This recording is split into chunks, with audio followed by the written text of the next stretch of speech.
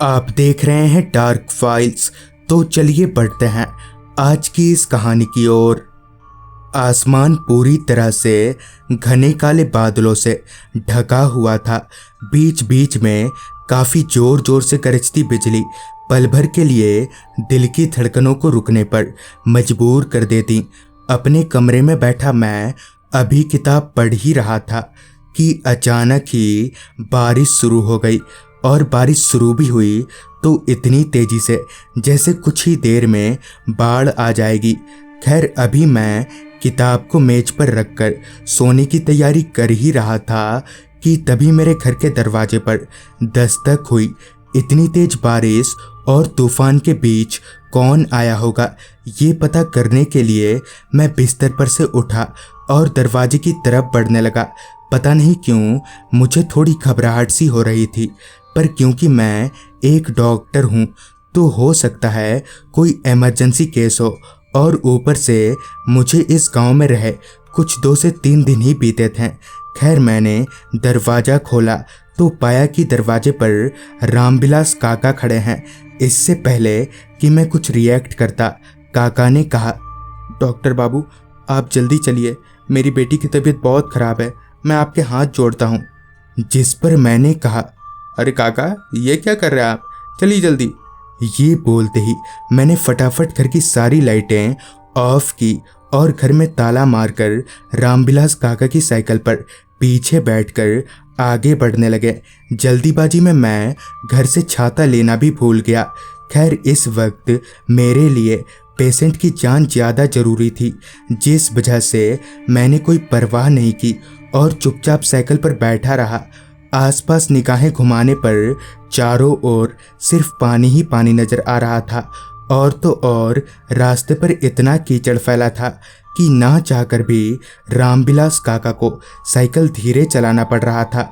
Cycle पर बैठा मैं अभी यहाँ वहाँ देख ही रहा था कि मेरी नज़र साइकिल चला रहे रामविलास काका पर गई तो देखा कि इतनी तेज बारिश में चलने के बावजूद भी उनके शरीर का कोई कोना भी गीला नहीं हुआ है। यहाँ तक कि उनके कपड़े भी बिल्कुल सूखे हुए थे, जैसे उनके लिए बारिश हो ही ना रही हो, जबकि कायदे से तो अभी तक उन्हें भीग जाना चाहिए था, जैसे कि मैं भीग गया था। इससे पहले कि मैं काका से कुछ बोल पाता, मेरा ध्यान रास्ते पर गया तो देखा कि ये कोई अलग ही रास्ता है। मतलब कि रामविलास काका के घर जाने वाले रास्ते को हम पीछे ही छोड़ आए हैं। जिस पर मैंने काका से पूछा, काका, जहाँ तक मुझे पता है आपका घर तो इस तरफ नहीं था ना? जिस पर उन्होंने कहा, वो क्या है कि डॉक्टर साहब, मेरी बेटी इसी ओर रहती है। अभी मैं काका से बातें कर ही रहा था कि मुझे ऐसा लगा जैसे किसी ने मुझे पीछे से आवाज़ दी हो, मगर उस वक्त बारिश की रफ्तार इतनी ज़्यादा थी कि कोई भी आवाज़ ठीक तरह से कानों तक पहुंच नहीं पा रही थी। कुछ देर के बाद एक छोटे से घर के बाहर रामविलास काका ने साइकिल रोकी और मेरा सामान अपने हाथों में लेकर उनके पीछे पीछे चलने को कहा। फिर उस छोटे से घर में दाखिल होते ही मेरे नाक में एक अजीब सी गंध आने लगी। वो दुर्गंध इतनी तेज थी कि मैं ठीक तरह से सांस भी नहीं ले पा रहा था। खैर, रामविलास काका मुझे उस कमरे में ले गए जहां उनकी बेटी एक खाट पर सोई हुई थी। उसका मुंह दूसरी ओर था। जिस पर मैंने कहा, बहन जी, ज़रा इधर घूमेंगी? वो क्या है कि मुझे देखना पड़ेगा ना कि क्या प्रॉब्लम है। मगर मेरे ये बोलने पर भी ना तो वो लड़की जरा भी हिली और न ही उसने कोई जवाब दिया। मुझे लगा कहीं बेहोश तो नहीं हो गई। फिर जैसे ही मैंने उसका हाथ पकड़ा तो ऐसा महसूस हुआ जैसे मैंने किसी बर्फ को हाथ लगाया हो। तभी मेरी नज़र उस लड़की के नाखूनों पर गई जो कि काफ़ी बड़े और नुकीले थे। तभी वो लड़की एकदम से उठकर बैठ गई। उस लड़की का चेहरा देखकर मेरी सिट्टी बिट्टी गुल हो गई।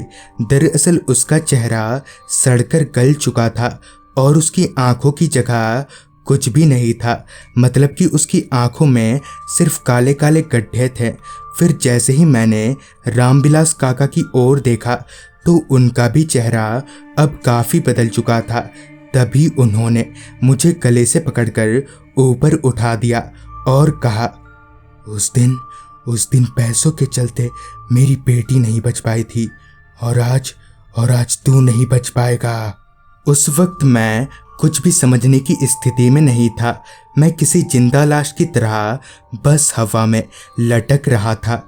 मैंने ये सोच लिया था कि अब मैं कल सुबह का सूरज नहीं देख पाऊंगा कि इतने में ही मेरी नज़र उस घर की खिड़की के बाहर खड़े रामविलास काका पर गई। उन्हें घर के बाहर पाकर मैं और भी कंफ्यूज हो गया, क्योंकि मेरा गला पकड़ने वाला शख्स भी रामविलास काका की तरह ही देख रहा था। मगर अब मुझ में थोड़ी हिम्मत आ गई थी, तो मैंने थोड़ा साहस दिखाया और किसी तरह से खुद को छुड़ाकर उस घर से बाहर निकला और असली वाले रामविलास काका की साइकिल पर बैठकर वहां से भाग निकला। फिर मैंने काका से पूछा, ये सब क्या है और वो कौन लोग थे? जिस पर उन्होंने बताया, आज से कुछ साल पहले उस घर में एक बाप बेटी रहा करते थे।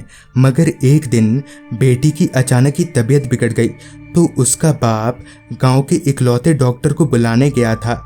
मगर उस डॉक्टर ने अपना नर्सिंग होम बना रखा था और पैसे ऐंठने के चक्कर में वो मामूली से मामूली पेशेंट को भी अपने नर्सिंग होम में भेजता था।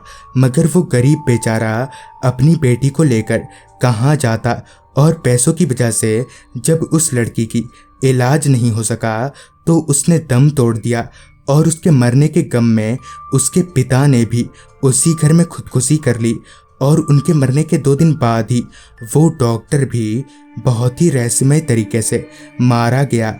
और तब से वो दोनों बाप बेटी किसी भी डॉक्टर को इस गांव में 2 दिन से ज़्यादा टिकने नहीं देते। ये सुनकर मुझे काफ़ी दुख हुआ और तब से मैंने ये ठान लिया कि मैं पूरे गांव का इलाज मुफ्त में करूंगा। क्योंकि दोस्तों, पैसा सब कुछ नहीं होता, कभी कदार इंसानियत भी आदमी को बड़ा बना देती है। तो दोस्तों, ये थी आज की कहानी। अगर आपके पास भी ऐसी ही कोई कहानियां हैं तो हमारे साथ ज़रूर शेयर करें। तो मैं आर्यन जल्दी ही मिलूंगा आपसे ऐसी ही एक कहानी के साथ।